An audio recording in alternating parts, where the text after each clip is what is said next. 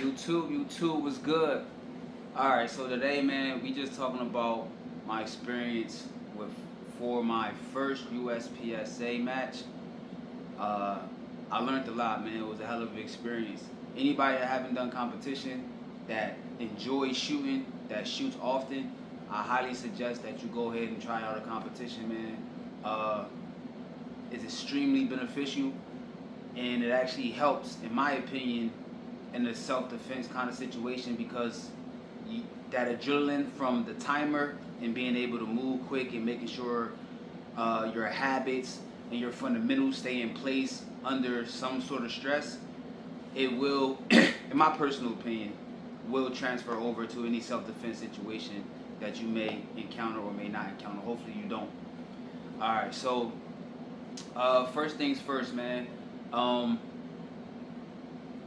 When I went through the new shooters brief, their main focus was just making sure that you don't get DQ'd. Don't worry about going fast. Don't worry about, don't worry about going fast. Don't hyper focus on your movement. Stay aware of where your muzzle is, because you will get DQ'd if you do not, or if you break the 180. The 180 is basically anything that's, if your muzzle ever points away from the targets and everything downrange, you will get DQ'd. And that's usually the main way to get DQ'd. So for me, my focus with this was not to get DQ'd. And we was a success. But with this, I took my son with me. My son recorded for me. I also had some POV shots. I noticed that I had a lot of fundamental issues in a sense, and I'm actually learning. I've learned the things that I need to do to get better. All right, so we're gonna start out with my mistakes. Mistake number one: the firearm that I took my staccato out, but I only shot it one time. So I got a clip. You're going to see how not being familiar with your firearm will translate into mistakes or extra time taken just to get through just the regular functionality of the gun. Now for me, I'm not used to a safety. I would say majority I'm a Glock guy. Now, I do have other firearms. I do like shooting other firearms, but Glock is kind of what I stuck to, and that's what's comfortable for me. So I'm not used to the external safety. So that was number one. You're going to see that in this clip. I forgot to engage the safety, and that took time out of my stage. That's number one. Whatever firearm that you want to use, make sure that you're familiar with it. Make sure that you've taken the route. Make sure that you're comfortable with it, so that you do the best that you can do for your match. My second mistake: be aware of all of your targets. Now, I got a lot of mics. Mics are basically misses. Now, if you do not engage a target, if you miss a target or you forget a target, those counts as mics. So those are 5 points against you on that stage. So on one of my runs, I missed the entire target. I didn't even engage it at all. So that was 10 points that was against me, because each shot is worth 5 points at the most if you get an A or the alpha. So every A zone is 5 points. So it's 2 shots, usually 2 shots on each target. So that was 10 points that was against me. So be aware of the stage. Make sure you do your stage walkthroughs prior to engaging the stage. They call it a walkthrough. You can walk through the stage, see how you want to play it, see which target you want to hit first, see when you want to do your reloads, plan out your entire movement for that stage. So I would highly suggest that you pay attention on your walkthrough to pay attention to all the targets so that you don't miss anything. I got 5 mics altogether. Some, I think 2 was due to me actually committing the miss. But 3 or more, I want to say at least 3. Yes, 3, because it was 2 on target and then I missed the plate, which we're going to discuss next. So I had 3 mics that went against me, 3 misses that went against me, basically because I didn't engage the target. And that's on me. That's on me. So those points was against me. Now going back to the still. If you hit the still, whether you hear it ping or not, if it do not drop, then it does not count as a hit. So for me, as you're going to see in another clip here, that I did hit the still. You can hear it ping, but one of the stills did not drop, and that counted as a miss for me. So pay attention to your stages. Whenever still do come about, make sure that the still falls. If the still do not fall, you will get counted as a miss. Once you finish the stage and you say that you're done engaging the stage and you show clear and you holster, if that still is not down, it will count as a miss against you. Another thing that I did, make sure that you plan out your reloads. Now, here in New Jersey, we're limited to 10 rounds. So every 10 rounds, you have to reload. Now that can be, now you can keep one in the head, which started to be the way that I do it. I keep one in the head, and I have 10 in the magazine. I'll shoot the 10, and I'll still have that last one in the head, and then I'll just reload. That way I don't have to rack the slide if it doesn't lock back. That way I don't have to finagle with the gun. I can just reload and keep going and keep engaging. And each time I count and be cognizant of my 10 rounds, I reload. So that way I don't have to run into any extra time where I have to either hit the slide release or I have to rack the slide if it does not lock back on the last round. What is another thing I would suggest? I would suggest that you make sure that you take at least 200 to 300 rounds of ammunition for your first match. Make sure that you're prepared. Make sure you have extra magazines. Make sure that you have the ammo that you need. Make sure that you have all the equipment that requires you to shoot the match without any kind of hiccups or waits or delays. Some people like to take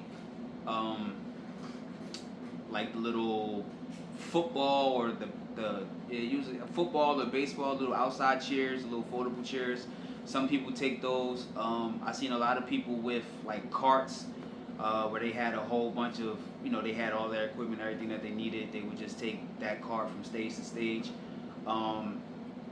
Me personally, depending on what kind of firearm you have, like me, I took lube because I was running the staccato. So you want to make sure that that's lubed up so that it functions properly. So if for any reason it got dry, I will go ahead and lube her up so that way I can keep her running. I took gloves. I really didn't take too much. And for my stages, as far as moving through the stage, I have like little ammo bags where I put, I have all my ammo labeled 9mm, 40, 223, 5.56. I have it all labeled. So what I did, I just took those 300 rounds, I put it in my 9mm ammo bag, and I was just walking around with the ammo bag. The ammo bag's probably like this big. I will put my magazines in there as well, my extra magazines. So I just took that from stage to stage. That's all I did.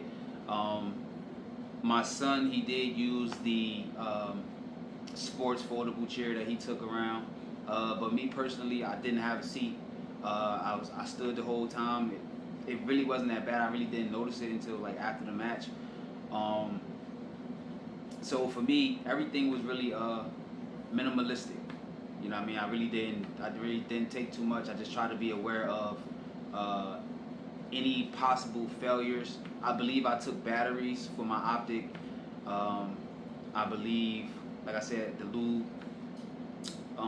So anything that can be a possible malfunction or anything that could possibly go wrong that you can take care of on that stage at the range, you should take with. And for your first match, just stay focused on not trying to get DQ'd. So you have to be not just the main way to get DQ'd is muzzle discipline. If you are reloading and everyone is this way in the range and the stage is this way, if you're running this way and you're reloading and your muzzle is pointing this way as you're reloading, you will get DQ'd. Also, reloading. When you reload, make sure that your finger is off the trigger when you reload. That's also another way to get DQ'd. I would say just mainly focus on those two, and you should be fine for the most part, and you'll be able to have a successful match without getting DQ'd. But again, man, I would say those were my mistakes. Now, these are the things that I learned that I needed work on. So number one, staying target focused. A lot of us think that we're target focused when we're really not. Now, target focus means that when you look at your target is clear. Your dot is blurry, but you can still be aware of where it is inside the window of your optic. That is being target focused. A lot of times, and I know this for me, I was more focused on my dot, trying to move my dot to the A zone of the target. And that's me being more dot focused than my target. A lot of us do that. So a lot of us, and after talking to some competition shooters, and even online, they say that there's two different people, and one of them is someone that thinks they're target focused, or someone that's not target focused. And I would say for me, I thought I was being target focused. I was in category 1. I ain't even gonna hold you. I was category 1. But I've been training myself to shoot occluded, to be more target focused, because that also helps with the index. So for me, that's something that I noticed that was an issue for me. So that's something that I've been working on. Another thing that I know is an issue as far as my movements. That's something that I'm going to have to work on after I get comfortable being target focused. Because I don't want to throw too much at me at once. I want to get a decent foundation, a decent hold on being target focused first, and then I'll start moving on to my movements. I don't want to overwhelm me or start to do so many fundamentals that I'm taking away from the main thing that I need to be doing. So I don't want to overdo it. But movement, being precise with your movement, how to move, where you should have your weight in your stance, how you should stand when you're approaching the target. Also, being prepared for the target as you're coming up. So what I mean by this is already having your gun up and eyes on the target as you're coming around either a barrel or either the barricade that they have, being already prepped to let the shots go once you clear that. So instead of running up to the barricade and then pulling out, boom, boom, instead of doing it that way, if you are gun up and you're coming around it, you can boom, boom. That's going to save you a lot of time. Once again, these are just fundamentals that I'm learning that I need to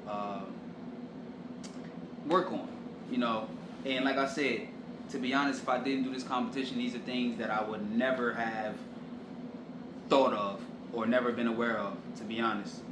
And like I said, some of this stuff, it can be transferred over to defensive purposes.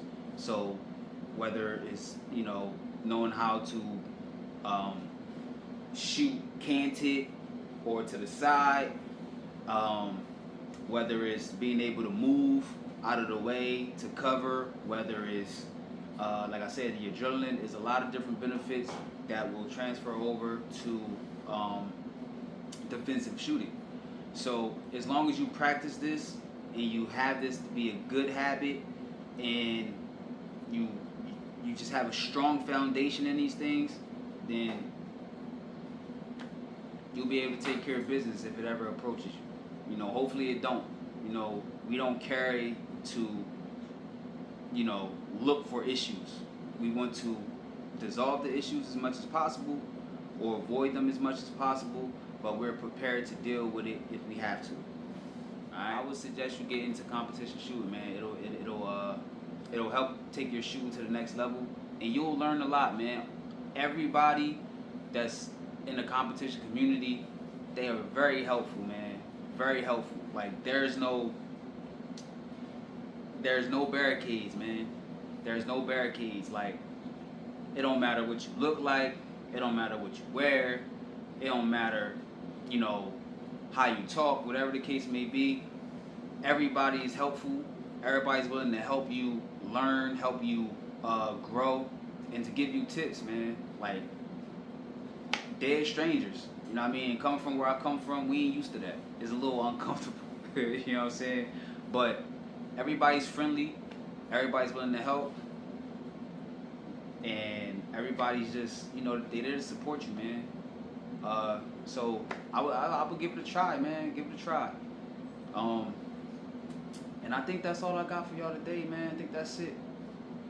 Alright, so until next time, stay humble, stay dangerous. Peace. Two of your other ones.